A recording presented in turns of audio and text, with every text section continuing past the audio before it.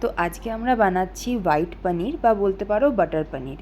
তো এটার জন্য আমরা আমুলের পনির নিয়ে নিয়েছি, আর পনিরটাকে আমরা নিজেদের মতন কেটে নিয়েছি। আর নিয়েছি গোটা গরম মশলা, বাটার, চিনি, নুন, আর এটা নিয়েছি কাজু বাদাম, পোস্ত আর লঙ্কা বাটা, টক দই। আমরা পুরো রান্নাটা করব ঘি আর বাটার দুটো মিক্স করে, আপনারা চাইলে পুরোটাও বাটারে করতে পারেন। প্রথমে আমরা কড়াইতে পরিমাণ মতন ঘি আর বাটার নিয়ে নিয়েছি। এরপর আমরা কেটে রাখা পনিরগুলো বাটারের মধ্যে দিয়ে দেব, আর ভালো করে লাল লাল করে পনিরগুলোকে ভেজে নেব।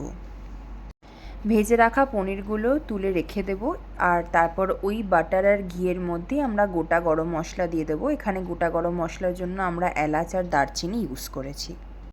এরপরে আমরা বেটে রাখা কাজু বাদাম, পোস্ত আর কাঁচা লঙ্কার পেস্টটা ওই বাটারের মধ্যে দিয়ে সেটাকে ভালো করে কষাবো। আর কষানোর সময় পেস্টটার মধ্যে দিয়ে দেবো পরিমাণ মতো নুন আর 1 থেকে 1.5 চামচ মতো টক দই, আর সাথে দেব একটুখানি গোলমরিচ। গোলমরিচটা পুরোপুরি অপশনাল, যেহেতু আমরা কাঁচা লঙ্কা বাটা দিয়েছি আর আমরা ঝাল পছন্দ করি, তাই গোলমরিচগুলো দিয়েছি। আপনারা চাইলে স্কিপও করতে পারেন। এরপর এর মধ্যে আমরা দেব 1/2 চামচি মতো চিনি, টকটাকে ব্যালেন্স করার জন্য। আর ভালো করে এটাকে কষিয়ে একটুখানি শুকনো হয়ে এলে আমরা এর মধ্যে দেব একটুখানি জল দিয়ে গ্রেভি বানানোর জন্য। এরপর এর মধ্যে আমরা ভেজে রাখা পনিরগুলোকে দিয়ে দেব। এরপর পনিরটাকে গ্রেভির সাথে ভালো করে মিশিয়ে নিয়ে আমরা ঢাকা দিয়ে রেখে দেবো কিছুক্ষণের জন্য। এই সময় আমরা গ্যাসের স্টিম রাখবো লো টু মিডিয়াম।